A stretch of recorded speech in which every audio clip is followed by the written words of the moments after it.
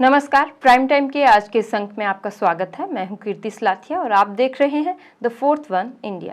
आइए बुलेटिन में सबसे पहले नजर डालते हैं आज दिन भर की प्रमुख खबरों पर। पीएम मोदी ने सैम पित्रोदा के बयान को लेकर कांग्रेस पर किया तीखा हमला। पीएम ने कहा, कांग्रेस का एक ही मंत्र, कांग्रेस की लूट जिंदगी के साथ भी, जिंदगी के बाद भी।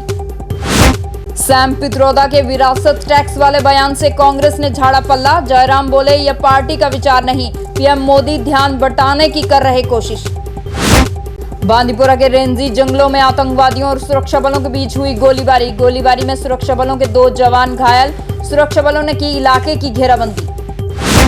कश्मीर में भाजपा की मदद के लिए मैदान में है कई प्रॉक्सी उम्मीदवार। श्रीनगर से नेका प्रत्याशी रहुल्ला मेहदी ने कहा, कुछ राजनीतिक दल बीजेपी के लिए कर रहे हैं काम, भाजपा की मदद करने में निभा रहे हैं अपनी अहम भूमिका। तो ये थी आज दिन भर की कुछ बड़ी खबरें और बुलेटिन में अब आगे बढ़ते हैं और देखते हैं खबरों को विस्तार के साथ। इनहेरिटेंस टैक्स पर चल रही राजनीतिक बहस के बीच प्रधानमंत्री नरेंद्र मोदी ने आज फिर कांग्रेस पर तीखा हमला किया। छत्तीसगढ़ के सरगुजा में एक चुनावी सभा में बोलते हुए पीएम मोदी ने आरोप लगाया कि अधिक से अधिक टैक्स लगाकर कांग्रेस की नजर लोगों की मेहनत की कमाई पर है। पीएम ने सैम पित्रोदा का नाम लिए बिना कहा कि शाही परिवार के शहजादे के सलाहकार ने कुछ समय पहले कहा था कि मिडिल क्लास पर और ज्यादा टैक्स लगाना चाहिए। पीएम मोदी ने कहा कि अब ये लोग इससे भी एक कदम और आगे बढ़ गए हैं और अब कांग्रेस का कहना है कि वो इनहेरिटेंस टैक्स लगाएगी, यानी माता पिता से मिलने वाली विरासत पर भी टैक्स लगाएगी। पीएम मोदी ने कांग्रेस पर तीखा हमला करते हुए कहा कि कांग्रेस का सिर्फ एक ही मंत्र है, कांग्रेस की लूट जिंदगी के साथ भी, जिंदगी के बाद भी है।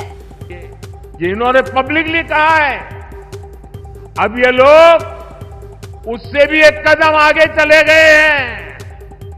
अब कांग्रेस का कहना है कि वो इनहेरिटेंस टैक्स लगाएगी, माता पिता से मिलने वाली विरासत पर भी टैक्स लगाएगी।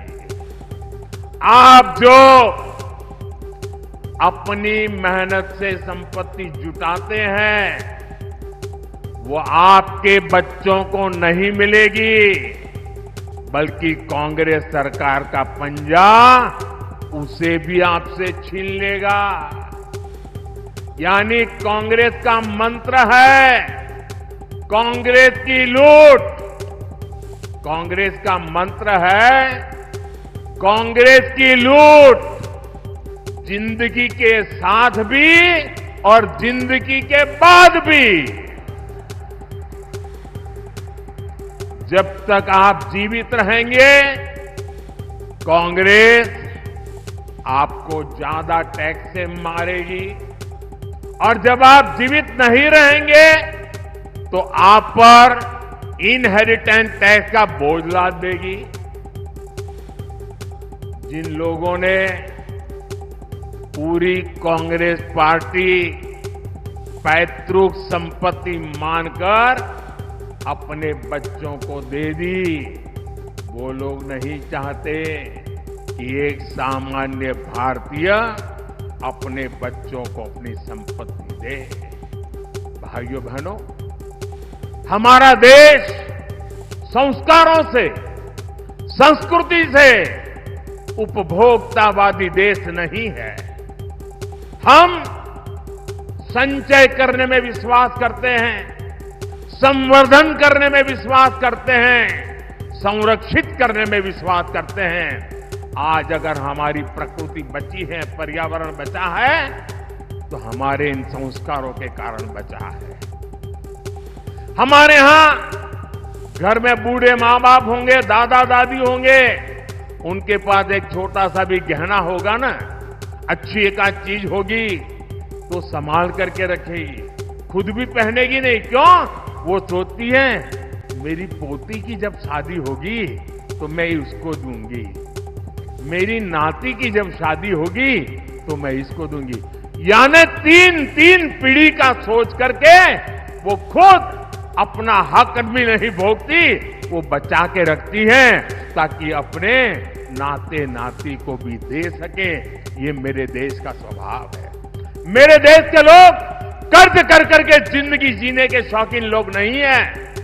मेहनत करके जरूरत के हिसाब से खर्च करते हैं और बचाने के स्वभाव के हैं। ये भारत के मूलभूत चिंतन पर, भारत के मूलभूत संस्कार पर ये कांग्रेस पार्टी कड़ा प्रहार करने जा रही है। पीएम मोदी के संपत्ति के बंटवारे वाले बयान के बाद कांग्रेस और इंडिया गठबंधन में मची राजनीतिक हलचल के बीच इंडियन ओवरसीज कांग्रेस के अध्यक्ष सैम पित्रोदा की विरासत टैक्स को लेकर टिप्पणी ने कांग्रेस को और ज्यादा मुश्किल में डाल दिया है, जिसके बाद कांग्रेस पार्टी ने बिना समय गवाए सैम पित्रोदा के बयान से अपना पल्ला झाड़ते हुए कांग्रेस नेता जयराम रमेश ने कहा, सैम पित्रोदा को खुलकर और आजादी से अपने विचार रखने का अधिकार है। जयराम रमेश ने कहा, इसका यह मतलब नहीं कि उनका विचार हमेशा कांग्रेस का विचार दर्शाता हो, कई बार ऐसा नहीं होता है।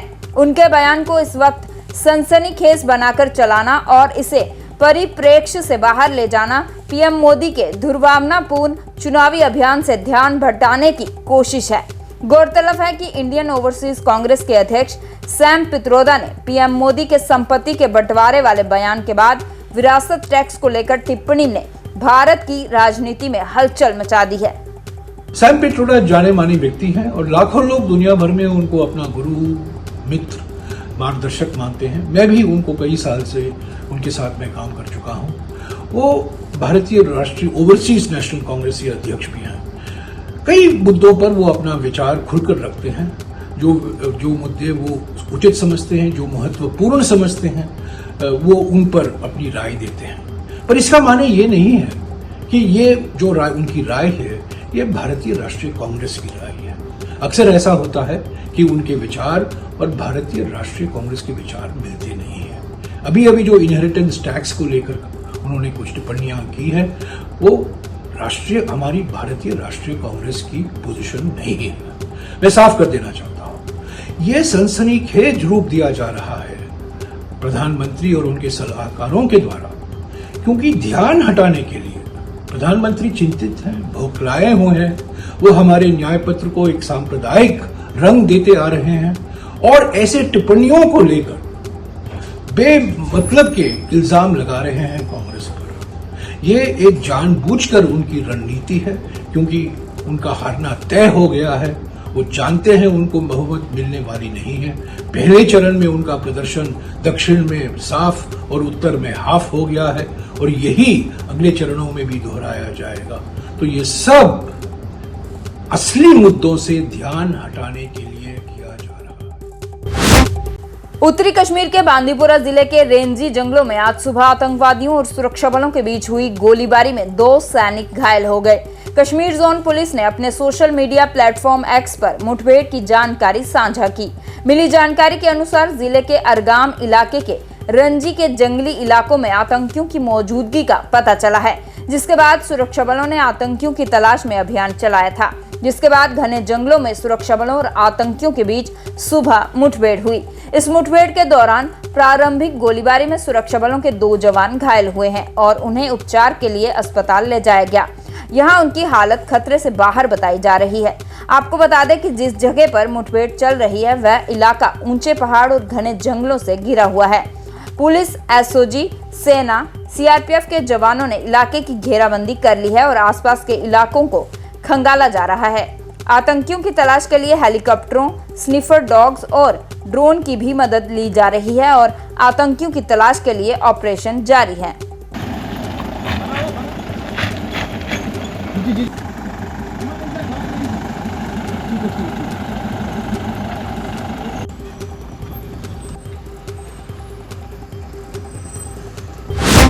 श्रीनगर लोकसभा सीट से नेशनल कॉन्फ्रेंस के उम्मीदवार रहुला मेहदी ने भारतीय जनता पार्टी पर कश्मीर घाटी में अपने प्रॉक्सी उम्मीदवार उतारने का आरोप लगाया है। बड़गाम में एक चुनावी सभा को संबोधित करते हुए नेशनल कॉन्फ्रेंस उम्मीदवार रहुला मेहदी ने कहा कि मुसलमानों के खिलाफ पीएम मोदी की टिप्पणी सरासर हताशा के अलावा कुछ नहीं है। रहुला मेहदी ने कहा, भाजपा ने भले ही कश्मीर घाटी में अपने उम्मीदवार मैदान में नहीं उतारे हों, पर कुछ राजनीतिक दलों के नेता और स्वतंत्र उम्मीदवार भी भाजपा की मदद करने में अपनी अहम भूमिका निभा रहे हैं। उस ऐवान में जम्मू कश्मीर की आवाम जमहूरी तरीके से अपनी बात पहुंचाए कि जो 2019 में फैसले लिए गए वो हमें कबूल नहीं है, हम उन फैसलों के खिलाफ है। डायरेक्टली सपोर्ट करें, इनडायरेक्टली सपोर्ट नहीं कर रही। ऐलान उन्होंने कहा, बीजेपी ने भी कहा, अभी मैंने इस सवाल के जवाब में कहा, बीजेपी आपके सामने बयान है, बीजेपी का भी बयान है, इन जमातों का भी बयान है, दोनों जमातों ने कहा कि बीजेपी हमारी है, हम बीजेपी के हैं, और खुले आम ऐलान भी किया कि इलेक्शन के बाद अगर इनको मौका मिला, जो मौका इनको जम्मू कश्मीर की आवाम नहीं देगी तो ये बीजेपी के साथ इत्तेहाद करेंगे। जम्मू रियासी लोकसभा सीट से कांग्रेस के उम्मीदवार रमन भल्ला के समर्थन में आज कांग्रेस पार्टी ने जम्मू में रोड शो किया। इस अवसर पर कांग्रेस के प्रदेश अध्यक्ष विकार रसूल वानी सहित कांग्रेस के कई बड़े नेता रोड शो में शामिल हुए और जम्मू रियासी लोकसभा सीट से कांग्रेस के उम्मीदवार रमन भल्ला के समर्थन में चुनाव प्रचार किया। आपको बता दें कि आज शाम से दूसरे चरण के मतदान के लिए चुनाव प्रचार थम गया है। अब इसके बाद कोई सार्वजनिक सभा नहीं होगी और प्रत्याशी और उनके स्टार प्रचारक अगले 48 घंटे तक घर घर जाकर वोट मांग सकेंगे। दूसरे चरण में 12 राज्यों और एक केंद्र शासित प्रदेश की 88 लोकसभा सीटों पर 26 अप्रैल को मतदान होगा।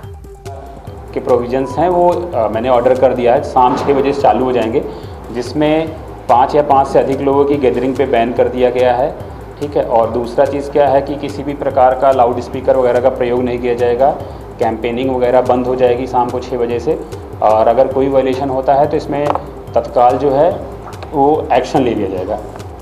अब रही बात जो पॉलिटिकल पार्टीज़ हैं, उनके लिए भी कैंपेनिंग शाम को 6 बजे बंद हो जाएगी पूरी तरीके से, और जितने भी हमारे फ्लाइंग स्क्वाड टीम्स हैं, स्टैटिक सर्विलेंस टीम है जिसको हम SST FST के नाम से जानते हैं, तो उनको भी पूरी तरीके से डायरेक्शन दे दिया गया है कि इमीडिएट अगर कुछ ऐसा होता है तो 6 बजे के बाद उस पर तुरंत कार्रवाई की जाएगी।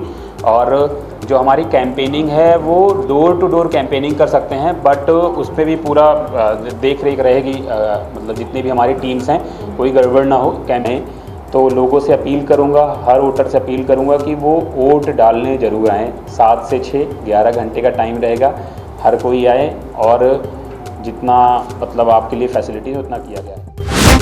कांग्रेस नेता अलका लांबा जम्मू रियासी लोकसभा सीट से कांग्रेस प्रत्याशी रमन भल्ला के लिए चुनाव प्रचार के लिए जम्मू दौरे पर हैं।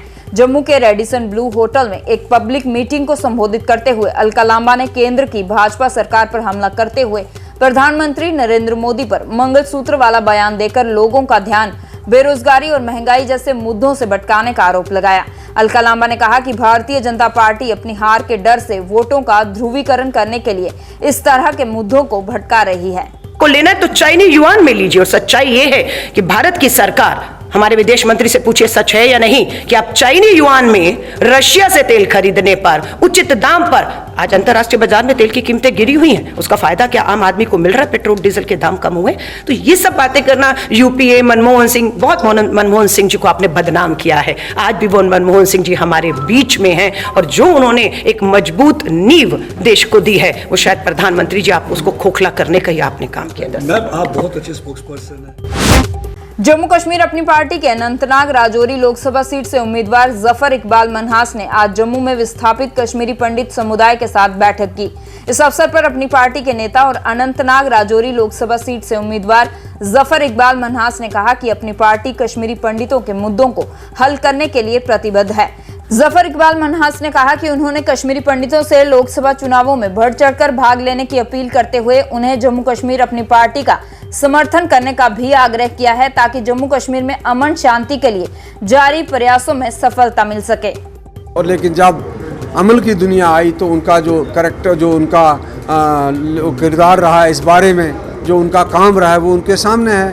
तो हमने अपनी इंडिविजुअल सतह पे जो कुछ किया है इस बारे में वो भी लोगों के सामने रखा, और पार्टी ने पिछले 4 साल में जिस तरीका हर समाज के हर तबके की जो नुमाइंदगी की है वो भी सबके सामने, उसको लेकर हम लोगों के सामने जा रहे हैं। मैं आपको बताऊं, वो कोई मुकाबला ही नहीं जो कड़ा ना हो। कोई मुकाबला, जो भी मुकाबला होता है, जब आप इलेक्शन में उतरते हैं या किसी भी मुकाबले में, तो आप उसको सीरियसली लेते हैं। लेकिन मैं पूरी दयानतदारी से, ये विशफुल थिंकिंग नहीं है, ये ग्राउंड रियलिटी के तौर पे मैं आपसे कह रहा हूँ, आने वाले दिनों में आप देखेंगे मुकाबला कड़ा है एनसी और पीडीपी के बीच नंबर 2 पोजीशन के लिए। नंबर 1 पे हमारा किसी से मुकाबला नहीं है। प्रधानमंत्री नरेंद्र मोदी की कांग्रेस के खिलाफ संपत्ति वितरण पर की गई टिप्पणी को लेकर सियासत गरमाई हुई है। पीडीपी अध्यक्षा महबूबा मुफ्ती ने आज फिर अपनी प्रतिक्रिया देते हुए भाजपा पर चुनावों में सफलता के डर से हिंदू और मुसलमान को लड़ाने का आरोप लगाया है। एक चुनावी सभा के बाद पत्रकारों से बात करते हुए महबूबा ने कहा कि कांग्रेस पार्टी ने 70 साल देश में सरकार चलाई, लेकिन किसी का कुछ नहीं छीना, बल्कि उनके शासनकाल में देश ने विकास किया। महबूबा ने कहा, भारतीय जनता पार्टी के नेता महंगाई और रोजगार की बात नहीं करते हैं और ऐसे बयान देकर हिंदू मुसलमान को लड़ाने में जुटे हैं। सरकार में थी, उन्होंने ना तो किसी हमारी बहन ना बेटी का मंगलसूत्र लिया, ना सोना लिया और मुसलमानों को दिया, बल्कि इस मुल्क को बनाया या इस मुल्क में बड़े बड़े अस्पताल बनाए, फैक्ट्रियां बनाई, यहाँ के लोगों को, मुल्क के लोगों को रोजगार दिया। सबसे ज्यादा कांग्रेस पार्टी ने मुल्क को आजादी दी। तो आज मुझे लगता है बीजेपी के लीडरों के पास कुछ भी नहीं है कहने को, बजाय इसके सिर्फ वो हिंदू मुस्लिम के बीच में झगड़ा करवाना चाहते हैं। भारतीय जनता पार्टी की नीतियों से प्रभावित होकर आज बड़ी संख्या में लोगों ने भाजपा का दामन थामा।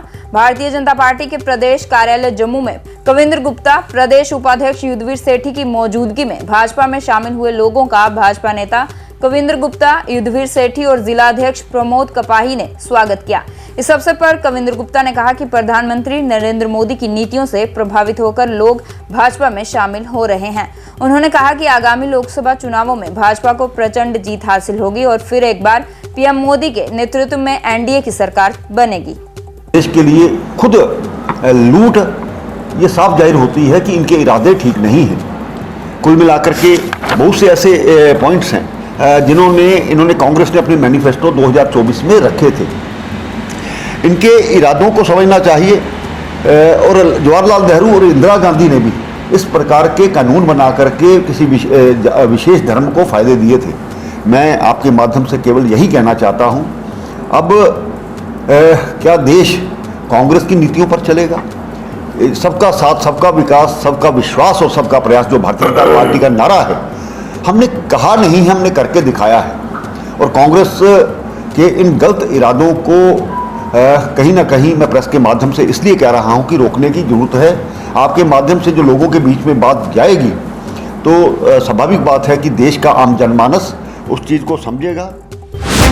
श्रीनगर लोकसभा सीट के लिए आज पीडीपी के उम्मीदवार वाहिदुर रहमान पर्रा और अपनी पार्टी के प्रत्याशी मोहम्मद अशरफ मीर ने अपना नामांकन दर्ज कराया। दोनों उम्मीदवार अपने समर्थकों के साथ जिला उपायुक्त श्रीनगर के कार्यालय पहुंचे और पर्चा भरने के बाद अपनी जीत का दावा किया। आपको बता दें कि श्रीनगर लोकसभा सीट के लिए चौथे चरण में 13 मई को मतदान होगा, जिसकी अधिसूचना 18 अप्रैल को जारी की गई है। नामांकन दाखिल करने की अंतिम तिथि 25 अप्रैल तक की है। वहीं नामांकन वापस लेने की अंतिम तिथि 29 अप्रैल रखी गई है।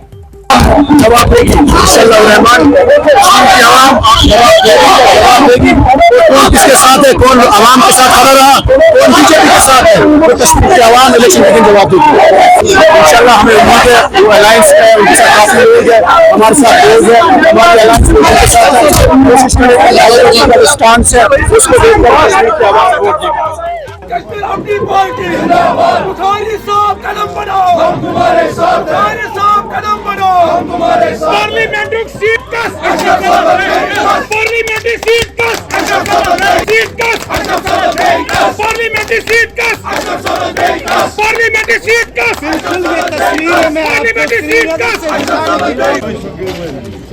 प्राइम टाइम के आज के इस अंक में बस इतना ही। इसके साथ हमारी सारी टीम को दीजिए इजाजत और आप जुड़े रहिए द 4th वन इंडिया के साथ। धन्यवाद। शुभ रात्रि।